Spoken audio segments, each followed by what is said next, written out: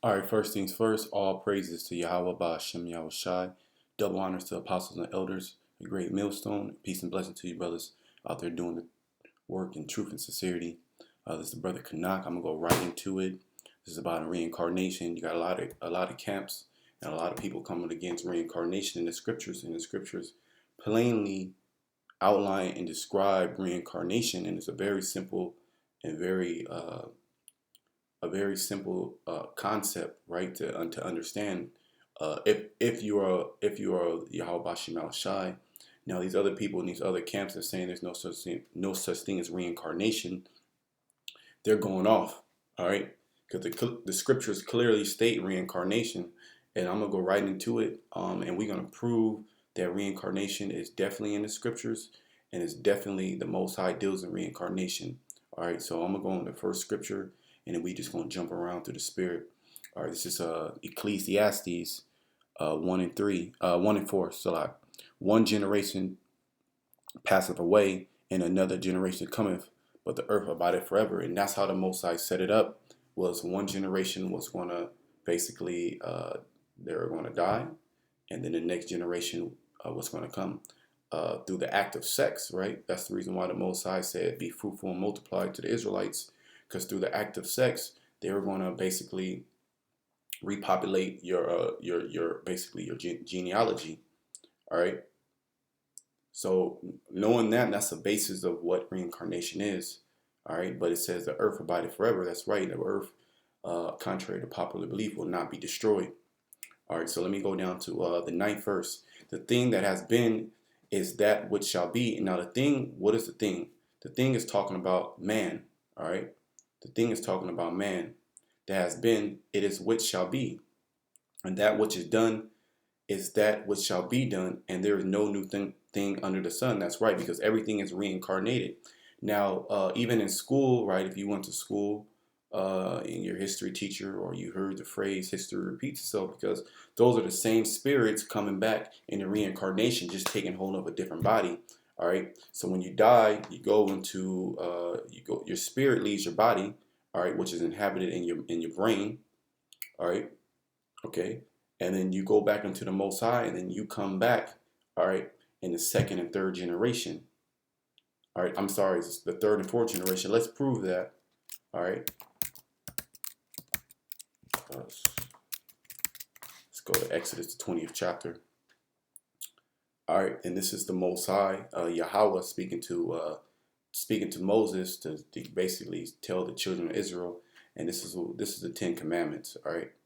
It says, "And the Most High spake all these words, saying, I am Yahweh thy power, which have brought thee out of the land of Egypt, out of the house of bondage," which proves that Egypt, right, is the house of bondage, which the word Egypt doesn't mean bondage or slavery, right? It represents bondage and slavery, all right? Verse 3, "Thou shalt have no other gods before me.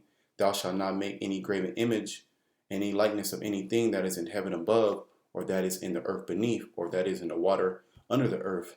Thou shalt not bow down thyself to them, nor serve them, for I am Yahweh thy power, am a jealous power, visiting the iniquity of the fathers upon the children unto the third and fourth generation of them that hate me." That's right, because you come back every third and fourth generation. So the Most High is not going to judge, okay, he's not going to judge the son, right? Which I'm gonna bring that scripture. I believe it's in Ezekiel, right, where the Lord said he's not gonna judge the son for the father's sins, right? But every man shall basically pay. Every man shall pay for their own sins, right? But you come back in every third and fourth generation, your spirit leaves the spirit world, and the Most High puts you back inside that lineage. That's why the prophets are going to stand in their lot. If you was wicked and from the beginning, you're going to be wicked now, man. It's all about coming in your lot. So we're going to go in and further prove that reincarnation is in the scriptures. All right. So let me just go back to this right here. This is Exodus 20:5. "Thou shalt not bow down thyself to them, nor serve them." Yeah, he's talking about the other gods, because when the Most High, he led the children of Israel out of Egypt, right? He basically gave them the commandments not to serve the other gods in the lands that they are basically taking, the land of Canaan. and the lands throughout surrounding Israel, right? Because the heathen nations were taking on customs of their basically their nationality, graven images, are worshiping false idols, right? Because we all know that there's only one true power, right? But the Most High, He's not dealing with the heathen. So the Most High told the children of Israel, don't do as the heathen do, because I'm a jealous power, visiting the iniquity. So basically, the fathers upon the children, right? Not upon the son or the daughter of the first generation, right? Or the second generation, but the third and fourth generation, because the people that the spirits that came back in the third and fourth generation, all right, those are the same spirits that were doing the wickedness. Those were the fathers. That's why the Most High is justified in putting all Israel into captivity, because through the reincarnation we all went off as a whole. All right. So I'm gonna stay in the Ecclesiastes, right? And we're gonna go into the third chapter, 3, just to further go into some precepts about reincarnation, and to basically show you that these people are totally bugged out. If you don't understand the concept of reincarnation, that means you believe in basically a false idea of hell, right? You burn in hell forever. The scripture is totally contrary to that, man. The Most High is a just God. He's not gonna burn your spirit. Your spirit is nothing but pure energy. How the hell are you gonna burn energy? All right. All right, it says, this is Ecclesiastes 3:20, all going to one place. So that's a cut to these guys right now. It says, all going to one place. All are of the dust. We all know that Adam was formed from the dust, right? Everybody has heard this story. And all turn to dust again, right? Because our body is made of nothing but compounds of the earth, which what the scientists would call elements, all right? Magnesium, copper, chromium, iron, carbon, oxygen, the so-called elements that the white man has classified, right? These are the things from the clay of the earth, the deep, dark soil of the earth. Man was created, right? And the Most High blew that breath into his nostrils, all right, the understanding, all right? So right here it says Ecclesiastes 3:20, all going to one place. So all these people talk, so it says all going to one place. So that idea of hell, that's contrary to the scriptures, man. That's totally contrary to the scriptures. All are of the dust, and all turn to dust again. Who know of the spirit of man that goeth upward? So what do they tell you? That either you go into heaven, which you go upward, or you go into hell, which you go downward, man. The scriptures basically cut all that. All right. It said, who know the spirit of man that goeth upward? Even the so-called white man in other nations, as wicked as they are, they're all spirits of the Most High, man. They're just created as spirits of wickedness. All right. And it says the spirit of beasts that go downward to the earth. Right. So the spirit of beasts, right? Because they're programmed, right? They're programmed to do whatever they're programmed to do from the Most High. They don't go off, so their spirit doesn't have to go into the Most High to get judged. All right, their spirit goes back into the earth. All right, so let's go into some more scriptures. Basically, I just proved through the scriptures. It says all going to one place, right? Also, it talks about in Exodus the 20th chapter about judging basically the children into the third and fourth generation, which the children in the third and fourth generation are the same fathers that sinned at that particular time. All right. Let me see something.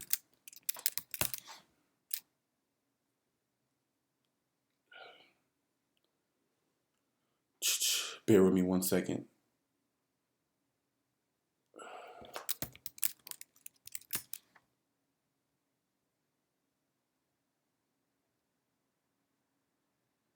All right, yeah, let me go to Matthew. So let's go to Matthew, right? Matthew the 19th chapter, just to go into basically more reincarnation of the scriptures. All right, so this is Matthew's 19. Let me see. Okay, cool. Yeah, this is Matthew's 19 and 27. So just the backdrop of the story. It's going to basically go into it. Says verse 27. Then answered Peter, and said unto him, Behold, we have forsaken all and followed thee. What shall we have therefore? Right. So Peter, the head disciple, was basically like, look, man, he told Yahweh Shai, he's like, look, we basically gave up everything. We gave up basically our women, our kids, our family, building a life in this world, all the pleasures of this world. We basically picked up our cross and we're following you, man. What shall we receive? What is our prize? Right? And the Most High being a just power, this is what Yahweh Shai said. And says, Yahweh Shai said unto them, Verily I say unto you, that ye which have followed me in the regeneration, which is basically a synonym of the word reincarnation, to bring back the carnation, basically, like in the word Spanish, Latin, right? Carne is basically the flesh, right, or meat, right? So the re back the flesh, the bring back the flesh, right? And the word regeneration is basically the same thing. Re means back in gene, right?